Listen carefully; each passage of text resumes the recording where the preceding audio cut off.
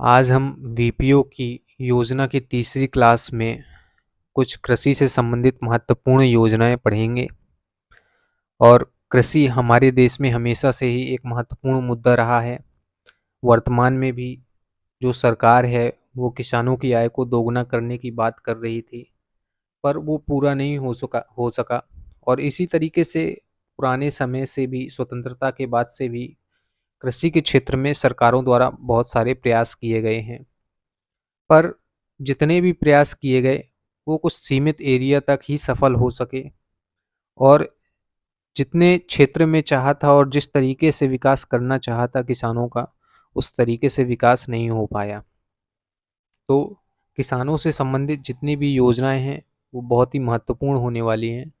इस एग्ज़ाम के लिए नहीं, सभी एग्ज़ाम्स के लिए कृषि से संबंधित योजनाओं पर बहुत ही ज़्यादा फोकस किया जाता है।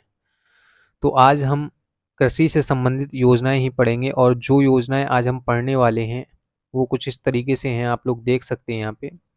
पहली योजना जो हम पढ़ेंगे वो डीपीएपी सूखा प्रवण क्षेत्र विकास कार्यक्रम, ठीक है। इसके बाद स्मॉल फाइनेंस डेवलपमेंट एजेंसी के बारे में बात करेंगे। एमएफईएल यानी marginal farmers and agriculturals labour development agency के बारे में बात करेंगे। हरियाली योजना से संबंधित बात करेंगे। Intensified area development programme, command area development programme, hilly area development programme, ये तीनों योजनाएं कवर करेंगे।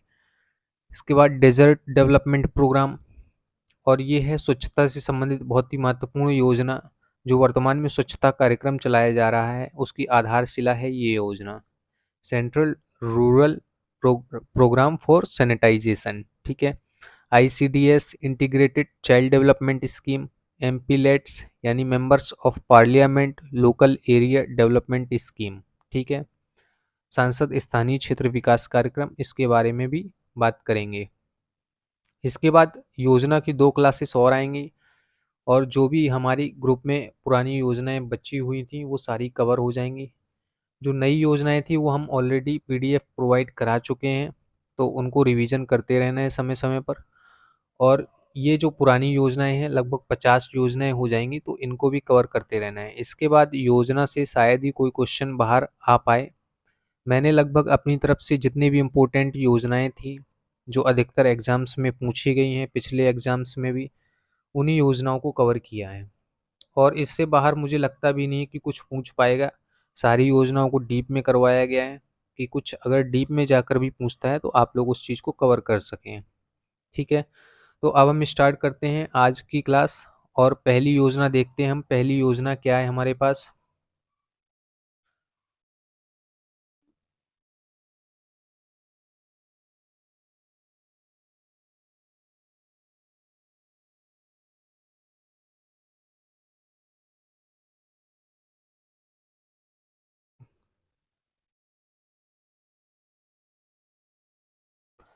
तो पहली योजना की शुरुआत करेंगे गहन कृषि विकास कार्यक्रम से, यानी आईएडीपी से, इंटेंसिफाइड एरिया डेवलपमेंट प्रोग्राम से, ठीक है। तो इस योजना की जो शुरुआत है वो कब हुई थी? 1960-61 में इस योजना की शुरुआत की गई थी, 1960-61 में, ठीक है। और मंत्रालय कौन सा था? तो मंत्रालय अगर पूछेगा तो मंत्रालय हम बोलेंगे कृषि एवं किसान कल्याण मंत्रालय, ठीक है। 1960-61 में इस योजना की शुरुआत की गई थी। कृषि एवं किसान कल्याण मंत्रालय के अंतर्गत इस योजना को शुरू किया गया था। गहन कृषि विकास कार्यक्रम यानी इंटेंसिफाइड एरिया डेवलपमेंट प्रोग्राम था। ये एक पैकेज कार्यक्रम के रूप में था। इसके अंदर का बहुत सारे कार्यक्रम शुरू किए जाने थे, ठीक है, कृषि के क्षेत्र में। और ये पहला बहुत बड़ा प्रयोग था कृषि के क्षेत्र में भारत का। इसको शुरू क्यों किया गया था? क्योंकि सामुदायिक विकास कार्यक्रम जो सीएडीपी चालू किया गया था उसकी चमक फीकी पड़ने के बाद 1961 में इस कार्यक्रम की शुरुआत की गई थी, ठीक है। जो सामुदायिक विकास कार्यक्रम से जो अपेक्षा की गई थी कि इसके द्वारा बहुत ही ज़्यादा स्थानीय क्षेत्रों पर स्थानीय लोगों के द्वारा मिलजुल कर विकास किया जा सकता है, लेकिन वैसा नहीं हो पाया। तो सीएडीपी जब फेल हो गया तो फिर ये आईएडीपी यानी इंटेंसिफाइड एरिया डेवलपमेंट प्रोग्राम की शुरुआत की गई थी। जो इसका मुख्य दर्शन था वो क्या था कि हम किसानों को बीज और उर्वरक के लिए ऋण प्रदान करेंगे, ठीक है। उससे उनकी उत्पादकता में वृद्धि की जाएगी। जो भी उन्हें बीज और उर्वरक के लिए ऋण चाहिए होगा, जो भी मदद चाहिए होगी, वो सरकार के स्तर पर की जाती थी और फिर उत्पादकता में वृद्धि की जानी थी। ठीक है। इस प्रोग्राम को एक चीज़ याद रखने की, फोर्ड फाउंडेशन के द्वारा सहायता दी गई थी। फोर्ड फाउंडेशन फोर्ड फाउंडेशन की सहायता से इस कार्यक्रम को शुरू किया गया था और इस कार्यक्रम को पायलट आधार पर 7 राज्यों के एक-एक जिले में शुरू किया गया था। ठीक है? 7 राज्यों के एक-एक जिले यानी 7 जिलों में शुरू किया गया था और उत्तर प्रदेश राज्य से अलीगढ़ जिले को चुना गया था। ठीक है? ये इम्पोर्टेंट फैक्ट है, इसको याद रखना है कि आईएडीपी से जो पायलट आधार पर राज्य चुने गए थे 7, उनमें से उत्तर प्रदेश राज्य का अलीगढ़ जिला भी पायलट आधार पर चुना गया था। फिर बात करेंगे कि इस पैकेज के अंतर्गत कृषि विस्तार अधिकारियों की भी नियुक्ति की गई थी, क्योंकि इसके अंतर्गत एक लक्ष्य ये भी रखा गया था कि आप कृषि का क्षेत्र है जो, उसको भी बढ़ाना है। ठीक है? कृषि क्षेत्र को भी इसको बढ़ाना था। ठीक है? तो कृषि क्षेत्र को बढ़ाना था, तो उसके लिए क्या किया जाता है, चरागाह भूमि जो होती है उसको देखा जाएगा, जंगलों को काटा जाएगा। तो इन सब कामों को करने के लिए कृषि विस्तार अधिकारियों की भी नियुक्ति की गई थी। जो बंजर पड़ी भूमि थी उनका विकास करके उनको कृषि भूमि में तब्दील करना था इस प्रोग्राम के अंतर्गत। अच्छा, इस पैकेज के बाद गेहूं के साथ साथ चावल का भी उत्पादन बढ़ा था, यानी कि ये काफ़ी हद तक सक्सेस भी रहा था प्रोग्राम। 1964-65 में भारत ने 23.5 लाख टन गेहूं का उत्पादन किया, जबकि 1961 में 17 लाख टन था। तो काफ़ी अच्छी वृद्धि हो गई थी 3 साल में। उस समय के हिसाब से देखा जाए तो 17 से सीधे 23.5 लाख टन गेहूं का उत्पादन किया गया था। लेकिन इसमें एक कमी थी कि इस पैकेज से केवल कुछ हिस्सों को ही लाभ हुआ और उन हिस्सों के किसान श्रमद्ध हो गए, अन्य हिस्से अच्छा करने में विफल रहे। जैसे हरित क्रांति में था कि कुछ राज्य ही सफल हुए थे उस प्रोग्राम में और बाकी राज्यों में हरित क्रांति का उतना प्रभाव नहीं पड़ा था। तो इसी तरीके से आईएडीपी का भी हाल था कि कुछ हिस्सों में ही किसान समृद्ध हुए थे, बाकी जगह पर तो स्थितियां वैसी ही थी।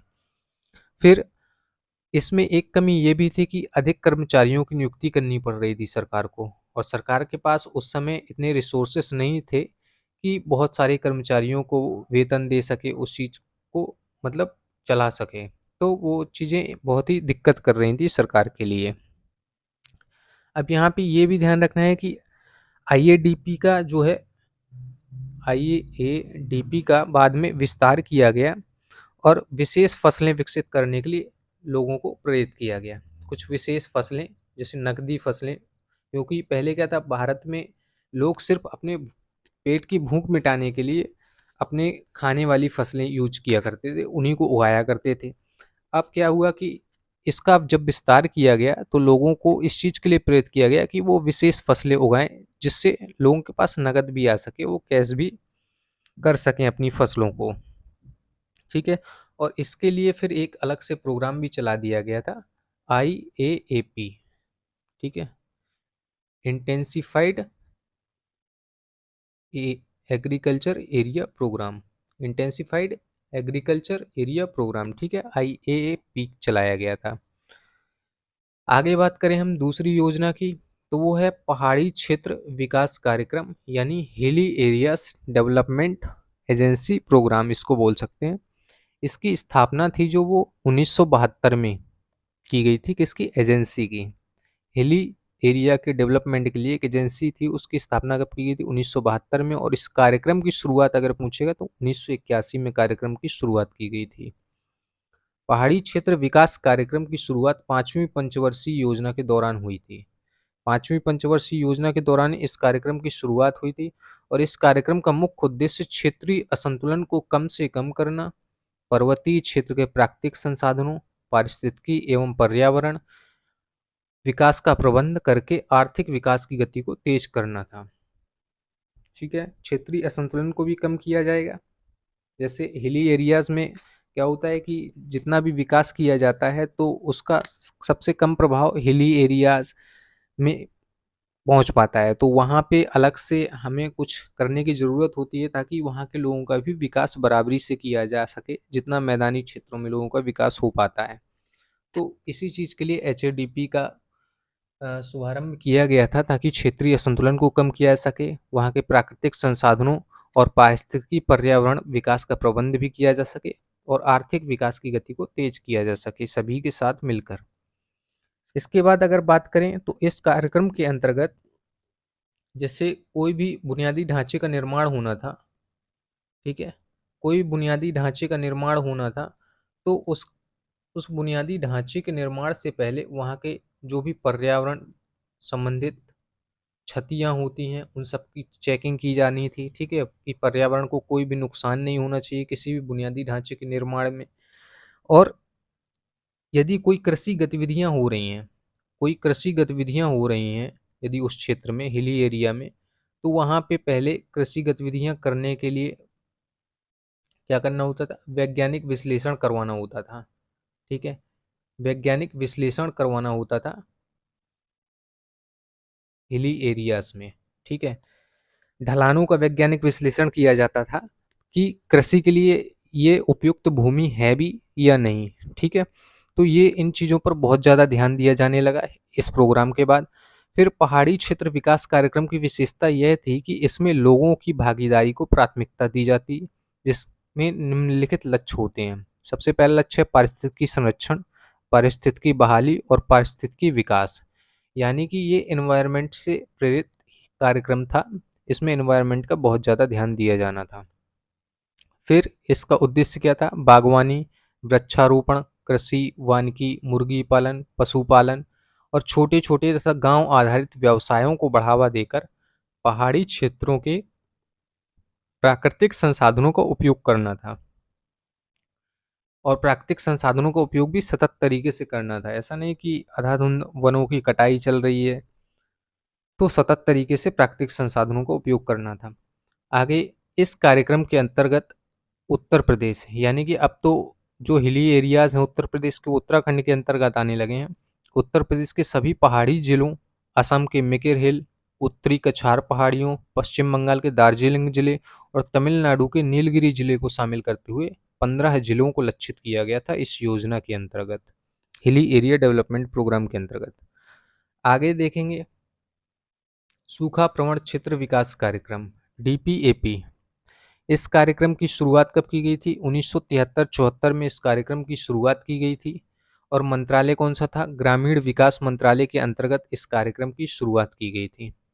इस कार्यक्रम को 1973-74 में केंद्र सरकार द्वारा उन नाजुक क्षेत्रों की विशेष समस्याओं से निपटने के लिए शुरू किया गया था जो लगातार गंभीर सूखे की स्थिति से प्रभावित होते हैं। अगर उद्देश्य की बात करें तो इसका उद्देश्य जो था वो था फसलों और पशुधन के उत्पादन में वृद्धि करना, फसलों में और पशुधन में वृद्धि करना इसका मुख्य लक्ष्य था, ठीक है। फिर अगर और लक्ष्यों की बात करें तो जल और मानव संसाधनों की उत्पादकता पर जो सूखे का प्रतिकूल प्रभाव पड़ता था उसको कम भी करना था, यानी कि उसको जितना न्यूनतम कर सकते थे। जैसे सूखा पड़ रहा है किसी क्षेत्र में तो उसका जो भी प्रतिकूल प्रभाव पड़ता था मानव संसाधन पर उसको कम से कम करना था, जिससे उस क्षेत्र के लोगों को जो है सूखे से बचाया जा सके। इसका उद्देश्य संसाधन आधार के सृजन, ठीक है, इसके अंतर्गत ऐसी परिसंपत्तियों का निर्माण किया जाना था जिससे वो ऐसी परिसंपत्तियां होंगी जिससे लोगों को भी उन परिसंपत्तियों को यूज करने में मदद होगी। आगे कोई भी जो भी बहुत सारे काम किए जाने हैं स्थानीय स्तर पर, तो ऐसी परिसंपत्तियों का निर्माण किया जाना था कि वो सारे काम ऐसी इन परिसंपत्तियों के द्वारा पूरे किए जा सके और इससे रोजगार भी उत्पन्न होगा। परिसंपत्तियों का निर्माण किया जाएगा तो लेबर की ज़रूरत होगी, तो इससे रोजगार भी मिलेगा लोगों को। तो जो सूखे से प्रभावित लोग होते हैं वो कुछ समय के लिए इस रोजगार को अपना सकते थे।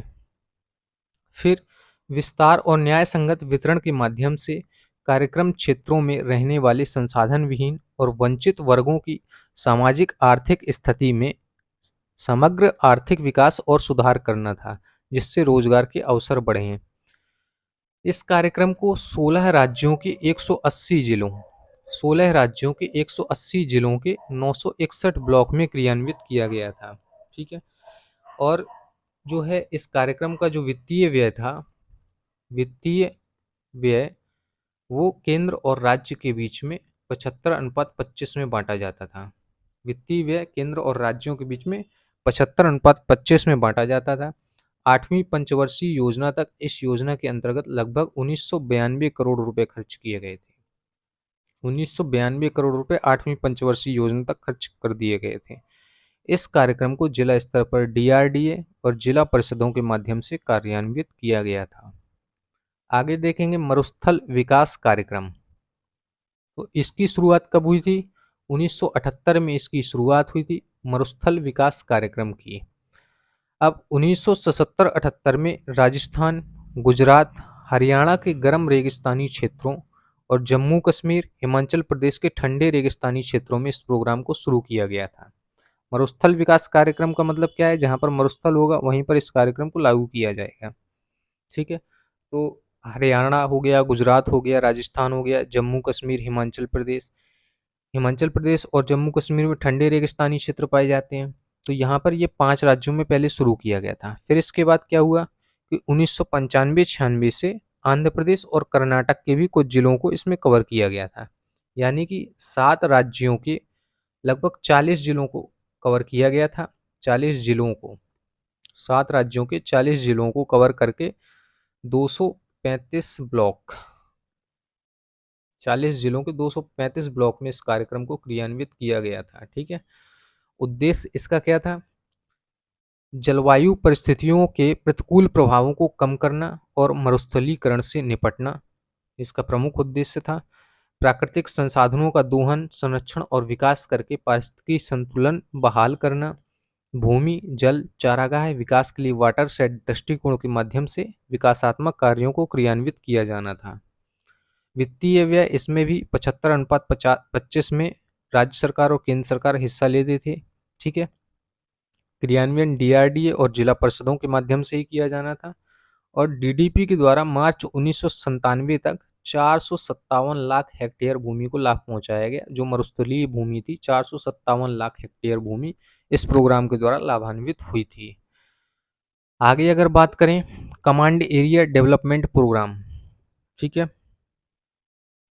कमांड एरिया डेवलपमेंट प्रोग्राम की बात करें तो इसकी शुरुआत हुई थी 1974-75 में। 74-75 में इसकी शुरुआत हुई थी। और इस कार्यक्रम का मुख्य उद्देश्य क्या था? सिंचाई की संभावनाओं का तीव्र और अधिकतम उपयोग कर कमजोर वर्गों पर जोर देते हुए कृषि फॉर्म का विकास करना था। यानी सीएडीपी है ना, जो ये पूर्ण रूप से सिंचाई वाली योजना थी। इसमें काम सारे सिंचाई के किए जाने थे, लोगों को सिंचाई के समृद्ध स्रोत प्राप्त करवाए जा सकें। इस योजना के अंतर्गत 1984 तक 12 राज्यों के 36 कमांड एरिया क्षेत्र विकास प्राधिकरण द्वारा 47 सिंचाई परियोजनाओं को लागू किया गया था। 12 राज्यों में पहले तो 36 कमांड एरिया क्षेत्र विकास प्राधिकरण स्थापित किए गए और उन विकास प्राधिकरणों द्वारा 47 सिंचाई परियोजनाओं को लागू किया गया इन 12 राज्यों के अंतर्गत। इसे नया ढांचा दिया गया, कब दिया गया? 2004 में। और इसका नाम बदल कर दिया गया कमांड एरिया विकास तथा जल प्रबंधन, यानी CAWM, command area water management विकास कार्यक्रम। ठीक है। तो CAWM करने के बाद 12वीं योजना से, 12वीं पंचवर्षीय योजना से, 12वीं पंचवर्षीय योजना से यह कार्यक्रम फिर किस घटक के अंतर्गत चलाया गया था? त्वरित सिंचाई लाभ कार्यक्रम। त्वरित सिंचाई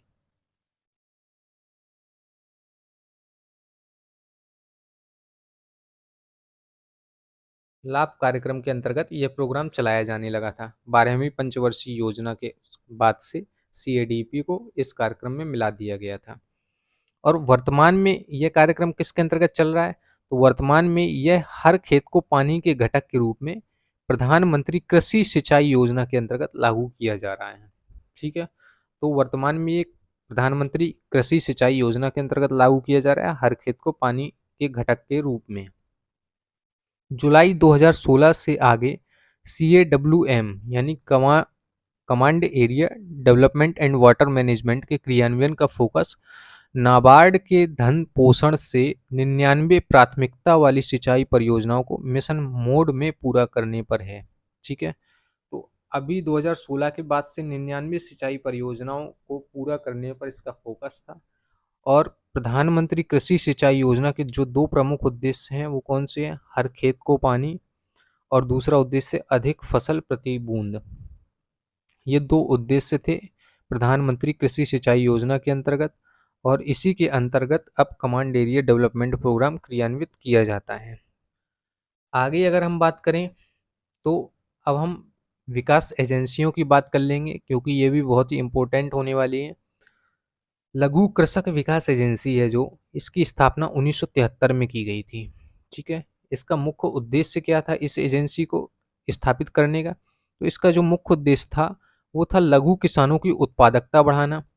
उत्पादक संसाधनों और सेवाओं तक पहुंच के लिए इस एजेंसी की स्थापना की गई थी। पूर्ण रूप से भारत सरकार द्वारा वित्त पोषित थी एजेंसी। जितने भी कार्यक्रम चलाए जाएंगे इस एजेंसी के द्वारा वो पूर्ण रूप से भारत सरकार द्वारा वित्त पोषित होते थे। शुरू में इसके अंतर्गत 46 जिलों को शामिल किया गया था। इस एजेंसी के अंतर्गत जो लघु कृषक विकास एजेंसी है, 46 जिले शामिल थे शुरुआत में, और बाद में इसमें 168 और अन्य जिलों को भी शामिल किया गया था। आगे बात करें तो 1979 में इस विकास एजेंसी को, लघु कृषक विकास एजेंसी को IRDP में शामिल कर दिया गया था, यानी इंटीग्रेटेड रूरल डेवलपमेंट प्रोग्राम, जो हम पढ़ चुके हैं पिछली क्लास में इस प्रोग्राम को, उसमें ही इसको शामिल कर दिया गया था SFDA को। अब अगर बात करें सीमांत किसान एवं खेतीहर मजदूर विकास एजेंसी की, ठीक है, यानी कि marginal farmers and agriculture labour development agency, तो इसकी स्थापना 2 साल बाद हुई थी SFDA के, यानी 1975 में, और इसमें शुरू में 41 जिले शामिल थे। ठीक है, इसका जो मुख्य उद्देश्य था वो था सीमांत किसानों को। यहाँ पे सिर्फ लघु किसानों के लिए किया जा रहा था सारे काम, यहाँ पे सीमांत किसानों और खेतीहर मजदूरों पर अधिक ध्यान केंद्रित करने हेतु इसकी अलग से स्थापना की गई थी इस एजेंसी की। इसमें भी जितने भी कार्यक्रम शुरू किए गए थे पूर्ण रूप से भारत सरकार द्वारा वित्त पोषित होते थे, और 1977 में ही इसको SFDA में शामिल कर लिया गया था, यानी कि स्मॉल फार्मर डेवलपमेंट एजेंसी के साथ ही इसको शामिल कर लिया गया था 1977 में। फिर ये एक एजेंसी के रूप में काम करने लगी, SFDA और MFAL। आगे बात करेंगे समन्वित बाल विकास योजना की, यानी ICDS। इसकी शुरुआत कब की गई थी? तो 1975 में महिला एवं बाल विकास मंत्रालय के द्वारा इसकी शुरुआत की गई थी। जो उद्देश्य थे इसके कुछ इस प्रकार से थे कि 0 से 6 वर्ष आयु वर्ग के बच्चों के पोषण और स्वास्थ्य की स्थिति में सुधार करने के लिए इस कार्यक्रम की शुरुआत की गई थी। बच्चों के उचित मनोवैज्ञानिक, शारीरिक और सामाजिक विकास की नींव रखने के लिए इसकी शुरुआत की गई थी। जो मृत्यु दर थी बच्चों की, रुग्णता, कुपोषण और स्कूल छोड़ने की घटनाओं को कम करने के लिए इस कार्यक्रम की शुरुआत की गई थी। बाल विकास को बढ़ावा देने हेतु और विभिन्न विभागों के बीच नीति और कार्यान्वयन का प्रभावी समन्वय स्थापित किया गया। इस योजना के अंतर्गत माता में उचित पोषण और स्वास्थ्य शिक्षा के माध्यम से बच्चों के सामान्य स्वास्थ्य एवं पोषण संबंधी आवश्यकताओं की देखभाल करने की क्षमता बढ़ाने के लिए भी कार्य किए गए। इस योजना के अंतर्गत किशोर लड़कियों को सुविधा प्रदान करने के लिए, उन्हें शिक्षित और सशक्त बनाने के लिए, ताकि वे आत्मनिर्भर एवं जागरूक नागरिक बन सकें, इसके लिए ICDS की स्थापना की गई थी। इसके अंतर्गत पात्र लाभार्थी कौन होते हैं? तो 0 से 6 माह के बच्चे, ठीक है, इनकी स्वास्थ्य देखभाल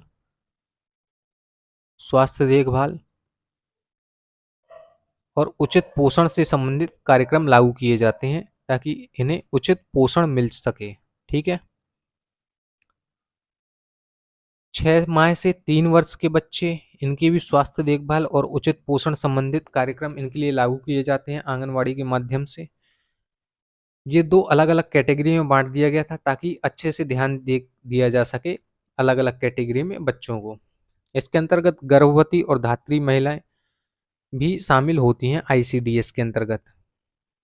फिर 0 से 5 वर्ष के कुपोषित बच्चे, ठीक है, कुपोषित बच्चों को इसमें शामिल किया गया, और 11 से 14 वर्ष की स्कूल न जाने वाली किशोरी बालिकाएं।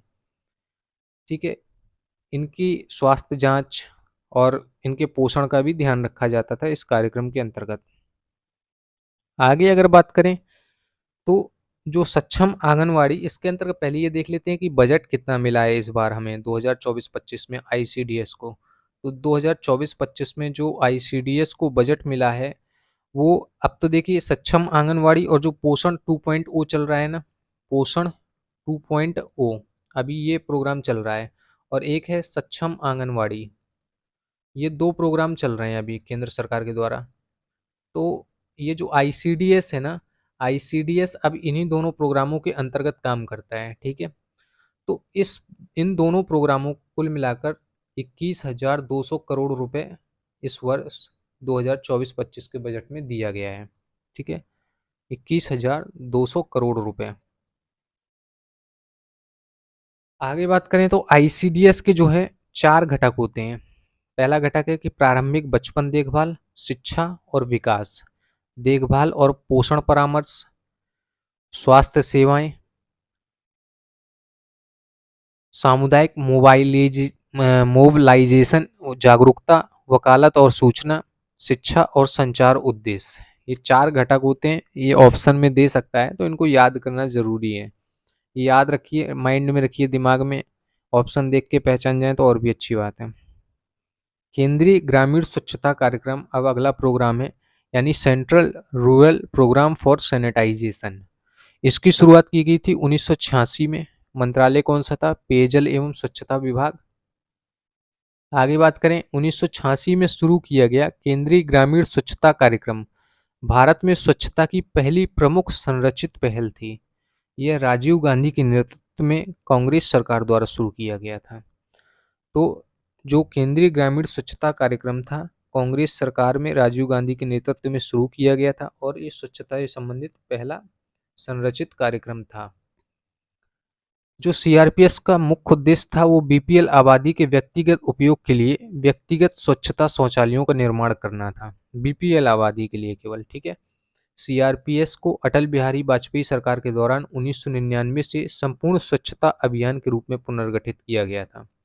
तो ये भी याद रखना है कि जो संपूर्ण स्वच्छता अभियान था वो अटल बिहारी वाजपेयी सरकार द्वारा स्टार्ट किया गया था 1999 में। इसके लिए अलग से नहीं लिखा गया, इसी में लिख दिया गया है कि ताकि प्रोग्राम जो है जुड़े रहें एक दूसरे से। जो ये सीआरपीएस था इसी को पुनर्गठित करके टीएससी बनाया गया था, ठीक है। इस अभियान का जो उद्देश्य था वर्ष 2010 तक खुले में शौच को मुक्त करना था, ठीक है। किस अभियान का उद्देश्य था 2010 तक खुले में शौच को मुक्त करना? टीएससी का, यानी टोटल सैनिटाइजेशन प्रोग्राम का, ठीक है। आगे देखें तो पहले ये देख लीजिए कि जो भारत में ग्रामीण स्वच्छता कार्यक्रम है, तो ये क्या था कि पहले तो हमें इतना ज़्यादा स्वच्छता से संबंधित कोई दिक्कत थी नहीं, मतलब स्वच्छ है तो स्वच्छ है, अस्वच्छ है तो अस्वच्छ है, जैसा चल रहा है चलने दिया जा रहा था। लेकिन स्वतंत्रता के बाद लगभग 5 से 6 सालों तक भी इस पर कोई ध्यान नहीं दिए गए, और लगभग 1954 में पहली पंचवर्षीय योजना के एक भाग के रूप में जो भारत में ग्रामीण स्वच्छता कार्यक्रम को शामिल किया गया। मुख्य रूप से इसको मतलब इस पर बहुत ज़्यादा ध्यान दिया जाने लगा स्वच्छता की तरफ भी, कि हमें भारत में स्वच्छता को भी बढ़ावा देना है। 1954 से इसको एक प्रोग्राम के रूप में देखा गया, ठीक है। फिर देखें टीएससी का उत्तराधिकारी कार्यक्रम था जो वो निर्मल भारत अभियान था। टोटल सैनिटाइजेशन जो प्रोग्राम था उसका अगला कार्यक्रम जो स्वच्छता से संबंधित था वो निर्मल भारत अभियान था, जिसको 1 अप्रैल 2012 से शुरू किया गया था।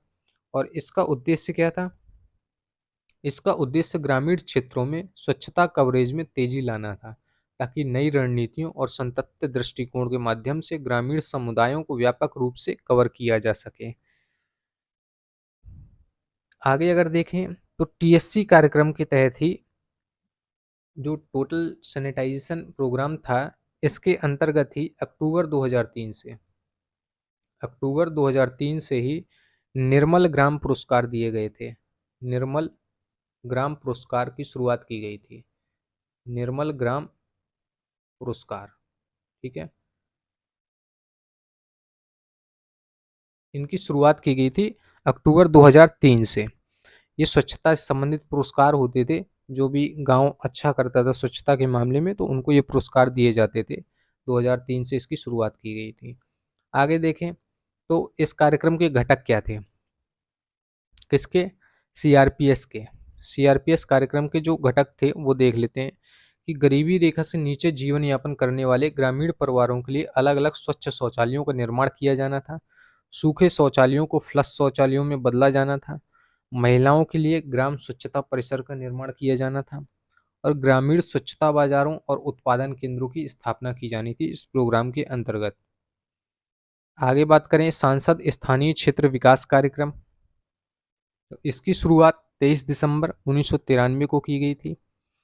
इस मंत्रालय के अंतर्गत सांख्यिकी और कार्यक्रम क्रियान्वयन मंत्रालय।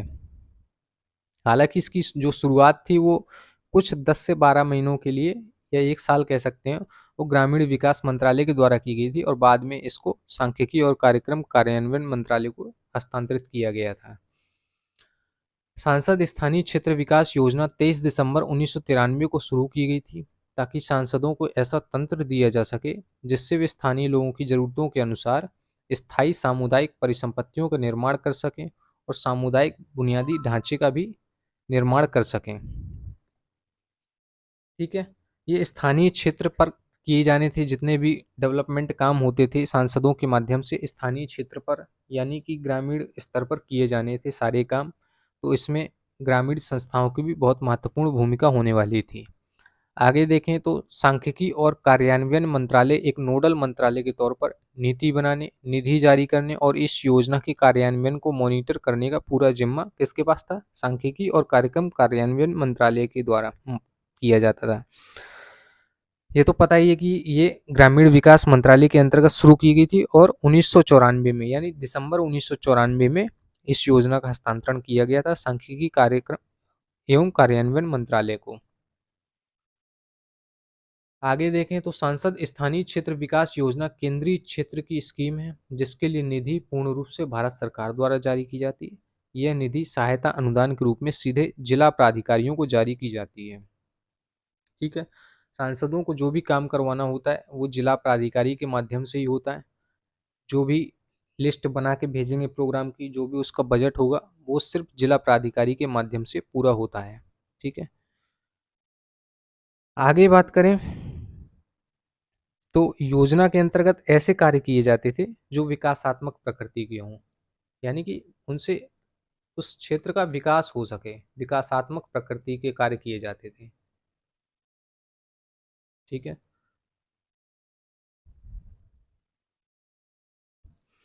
और स्थानीय ज़रूरतों को जो पूरे करते हों, ऐसे कार्य जो स्थानीय ज़रूरतों को पूरी करते हों।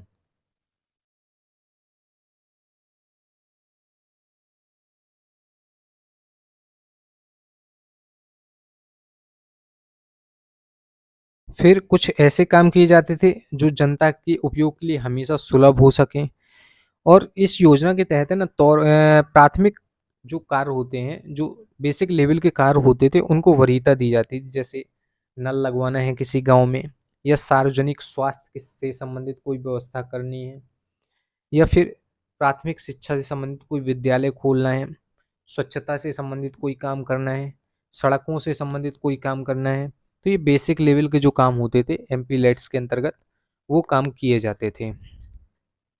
इसके बाद देख लेते हैं कि लोकसभा जो सदस्य होता था वो अपने निर्वाचन क्षेत्रों में ही कार्यों की सिफारिश कर सकता था। जहां से वो जीता है, चुनाव जीता था, जिस क्षेत्र का वो सांसद था उस क्षेत्र में वो विकास के कार्य की सिफारिश करेगा। और जो राज्यसभा के निर्वाचित सदस्य होते थे वो उस राज्य के किसी भी इलाके के लिए कार्यों की सिफारिश कर सकते थे जहां से वे निर्वाचित होकर आए हैं। जैसे उत्तर प्रदेश के जो राज्यसभा सांसद होंगे तो वो उत्तर प्रदेश में किसी भी जगह को चुन सकते हैं और उस जगह पर कार्यों की सिफारिश कर सकते थे जिला प्राधिकारी से। लोकसभा और राज्यसभा के जो मनोनीत सदस्य होते थे वो देश में कहीं भी कार्यान्वयन के लिए कार्यों का चयन कर सकते थे देश के किसी भी हिस्से में। ठीक है, आगे बात करें तो केंद्रीय मंत्रिमंडल ने वित्तीय वर्ष 2021-22 की शेष अवधि से वर्ष 2025-26 तक सांसद स्थानीय क्षेत्र विकास योजना की बहाली को मंजूरी प्रदान की है। तो ये योजना अब कब तक लागू रहेगी? 2025-26 तक लागू रहेगी। केंद्रीय मंत्रिमंडल ने इसकी बहाली दे दी है। अगर बात करें तो ये जो योजना है अभी 2 वर्षों के लिए बंद रही थी। 2020-21 इसमें बंद रही थी और 2021-22, ठीक है?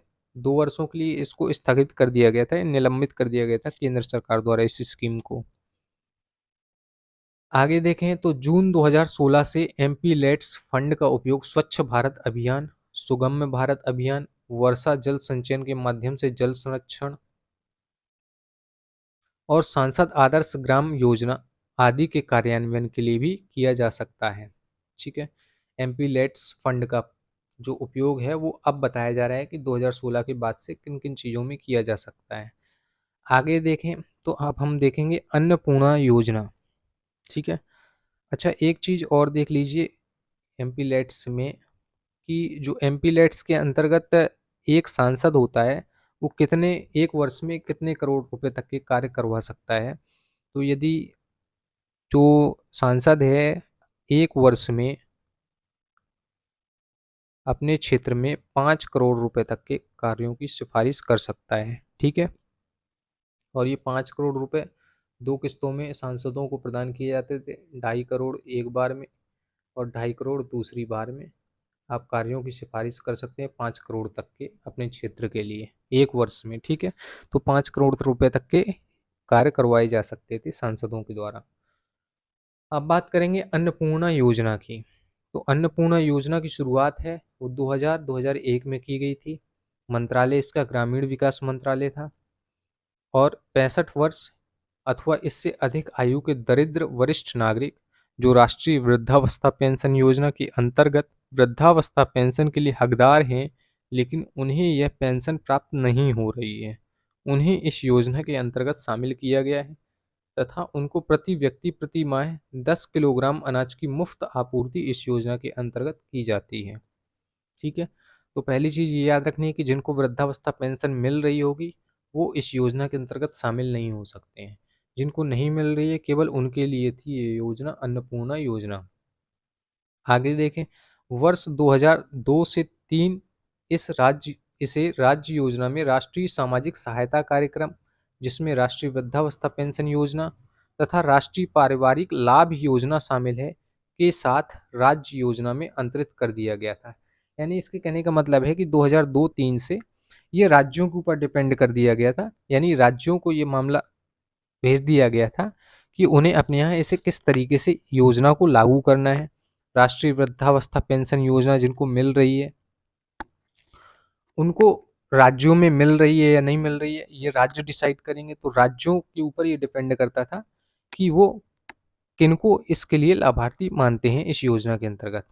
योजना में अभी क्या है कि अन्नदाता आय संरक्षण अभियान चल रहा है। तो योजना में प्रत्येक आय परिवार को 35 किलो खाद्यान्न, गेहूं व चावल, 1 किलो नमक, 1 किलो शक्कर प्रति परिवार तथा प्राथमिक परिवारों को 5 किलो खाद्यान्न, 1 किलो नमक प्रति परिवार वितरण किए जाने का प्रावधान था। ठीक है, जो आय परिवार थे उनको 35 किलो खाद्यान्न प्रोवाइड कराया जाता था, 1 किलो नमक और 1 किलो शक्कर। और जो प्राथमिक परिवार थे उनको 5 किलो खाद्यान्न, 1 किलो नमक वितरित किया जाता था। आगे बात करेंगे तो हरियाली योजना। हरियाली योजना की शुरुआत की गई थी 2003 में। किस मंत्रालय के अंतर्गत?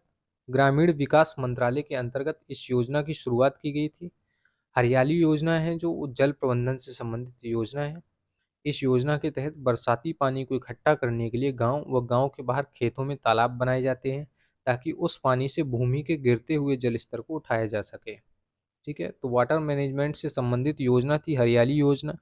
इसका प्रमुख जो उद्देश्य था वो ग्रामीण समुदाय के लिए आय के स्थायी स्रोत बनाने के साथ साथ पेयजल आपूर्ति के लिए सिंचाई, बागवानी और फूलों की खेती सहित वृक्षारोपण, चारागाह विकास, मत्स्य पालन आदि के लिए वर्षा जल की हर बूंद का संचयन करना था।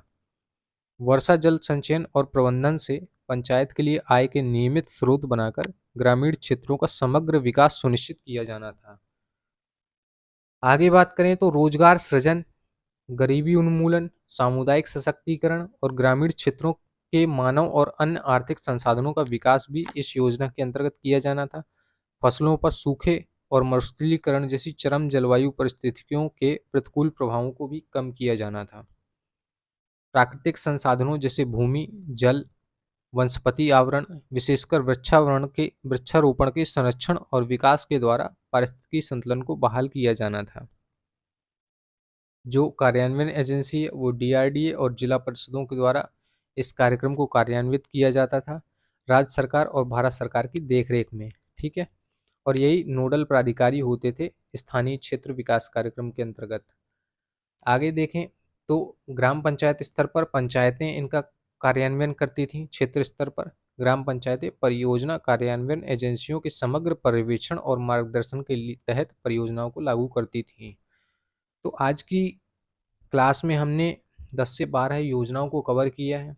ठीक है, इसकी पीडीएफ ग्रुप में शेयर कर दी जाएगी ताकि आप लोग रिवीजन कर सकें इन योजनाओं का। सारी योजनाएं बहुत इंपॉर्टेंट है, एक एक पॉइंट याद रखना है आपको, ताकि अगर आप ये सारी चीज़ें अच्छे से पढ़ेंगे 2 से 3 बार और एक कहानी के रूप में पढ़ लिया ना, तो आपको याद हो जाएंगी। योजनाएं तब याद होंगी जब आप उनसे अपने आप को कनेक्ट करेंगे। ठीक है, कनेक्ट करना सीखिए। अगर आपने अपने आप को कनेक्ट कर लिया उस चीज़ से जो आप पढ़ रहे हैं, तो वो काफ़ी लंबे समय तक आप याद रख सकते हैं। ठीक है, तो आज की जितनी भी योजनाएं थी वो हमने कवर कर ली हैं कृषि से संबंधित। आगे हम अगले टॉपिक में जल से संबंधित योजनाएं कवर करेंगे, जितनी भी जल प्रबंधन से संबंधित योजनाएं हैं जो पिछले समय में शुरू की गई थी और आज की समय में चल रही योजनाओं का जो आधार हैं पुरानी योजनाएं जल से संबंधित, उनको हम अगली क्लास में कवर कर लेंगे। इसके बाद कुछ 2023 और 24 की जो योजनाएं छूटी रह गई हैं उनको कवर करेंगे। तो 2 क्लासेस और आएंगी योजनाएं की। इसके बाद हम 2 से 3 क्लासेस क्वेश्चंस के लेके आएंगे, जो इम्पोर्टेंट क्वेश्चन होंगे उनको कवर कर लेंगे। ठीक है, तो आज के लिए बस इतना ही।